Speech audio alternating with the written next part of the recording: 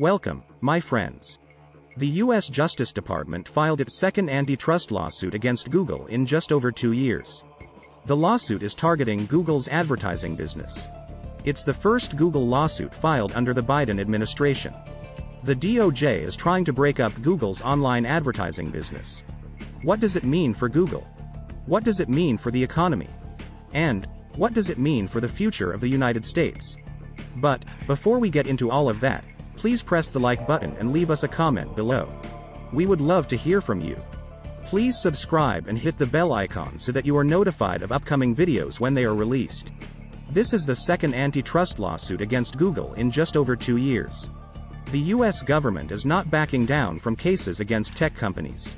And that is despite a mixed record in court on antitrust suits. This lawsuit is focused on Google's online advertising business.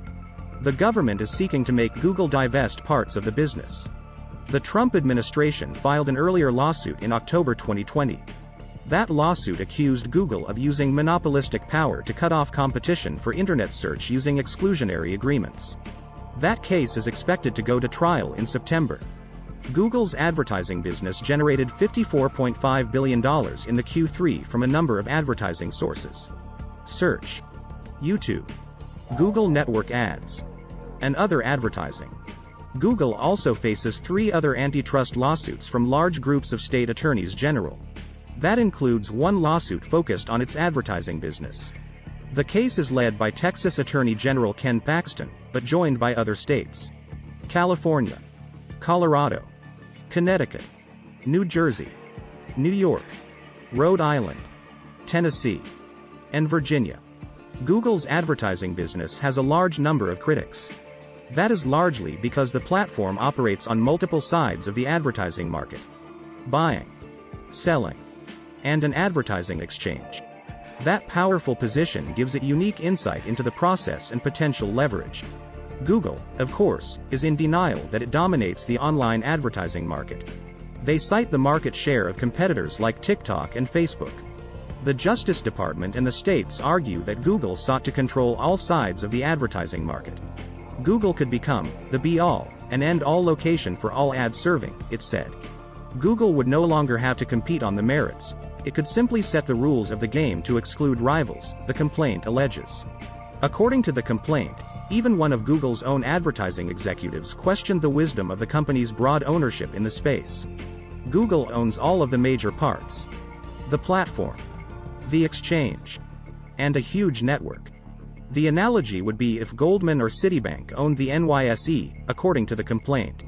The complaint alleges that website creators earn less, and advertisers pay more, than they would in a market where unfettered competitive pressure could discipline prices and lead to more innovative ad tech tools that would ultimately result in higher quality and lower cost transactions for market participants. As a result, the complaint added, more publishers are forced to turn to alternative models like subscriptions to fund their operations. Another part of Google's strategy, the complaint alleges, was to acquire other companies. That would allow Google to grow its power in the advertising market, the complaint continued. And to set the stage for Google's later exclusionary conduct across the ad tech industry, the complaint also noted. Google's acquisitions included a 2008 purchase of publisher ad server DoubleClick. They also purchased a nascent ad exchange that would become Google's AdX. This allowed Google to require publishers in some instances to use all of Google's ad tools to gain access, rather than working with rival tools for parts of the online ad buying process. In effect, Google was robbing from Peter, the advertisers, to pay Paul, the publishers, the complaint continued. All the while collecting a hefty transaction fee for its own privileged position in the middle, the enforcers allege. Rather than helping to fund website publishing, Google was siphoning off advertising dollars for itself through the imposition of supra-competitive fees on its platforms, the complaint continued. A rival publisher ad server could not compete with Google's inflated ad prices, especially without access to Google's captive advertiser demand from Google Ads, the complaint also added. Google continued to identify potential threats to its dominance, the complaint alleges. Like when yield management tools became available to help publishers find better prices for their inventory in real time outside of Google's ecosystem, it added. So, in response, Google employed a familiar tactic: acquire, then extinguish, any competitive threat, the complainants wrote. As an example, they cite Google's 2011 acquisition of Yield Manager AdMeld. Google changed its AdX contracts to prevent publishers from using other platforms. That would have forced its own exchange to compete with others in real time. Later, Google was alerted to a workaround called header bidding. That is where publishers could add code to their own websites to let non-Google ad exchanges bid for inventory before Google's ad exchange preferences were triggered. Header bidding would let advertising exchange rivals back into the market in a significant way. Google executives allegedly described header bidding as an existential threat. Google required the use of its own open bidding tool as an alternative. The complainants called that a Trojan horse. Google required that publishers and ad exchanges that participated in the program had to give Google visibility into their auctions, including rival exchange bids, the complainants said. That allowed Google's ad exchange to retain a guaranteed seat in every auction, regardless of whether Google's ad exchange offers the best match between advertisers and publishers, the complaint alleges. Google also feared ad competition from Facebook and Amazon, the DOJ and states allege. And in response, it agreed with Facebook to give it preferential open bidding auction terms. Google gave Facebook preferential open bidding auction terms. That was in exchange for spend and pricing commitments. These were designed to push more of Facebook's captive advertiser spend onto Google's platforms, the complaint added. Google sought a similar arrangement with Amazon but wasn't so successful, according to the lawsuit. Today's lawsuit from the DOJ attempts to pick winners and losers in the highly competitive advertising technology sector, a Google spokesperson said in a statement. It largely duplicates an unfounded lawsuit by the Texas Attorney General, much of which was recently dismissed by a federal court, according to Google. DOJ is doubling down on a flawed argument that Google is anti-competitive, slowing innovation, raising advertising fees, and making it harder for thousands of small businesses and publishers to grow. The DOJ Antitrust Division's progressive chief is Jonathan Conter. He has recently been cleared to work on the Google case. Google isn't the only tech giant that has seen scrutiny from the federal government. Meta is also the subject of 2 antitrust suits from the Federal Trade Commission. Google and other tech companies have also faced international scrutiny, particularly in Europe.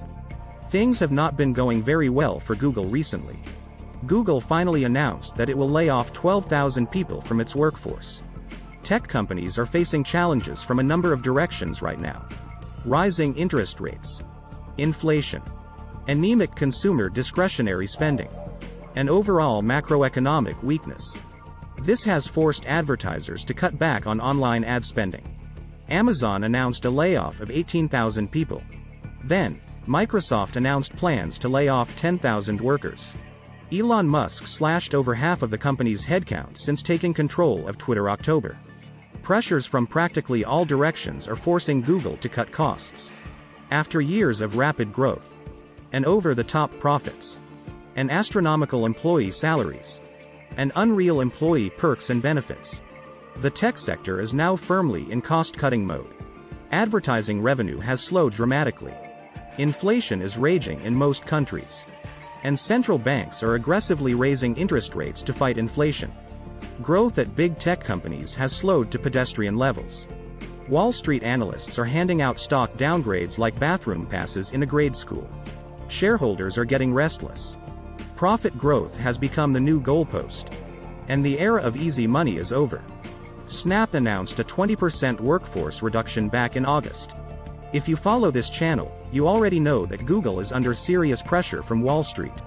Activist shareholder TCI Management has said that Google must take aggressive action to trim headcount and salary expense. TCI wants Google to increase its share buybacks. But, what do you think? Please leave us a comment below and hit the like button. We would love to hear from you. Please subscribe and hit the bell icon so that you are notified of upcoming videos when they are released. Please share this video on social media. Thank you for watching.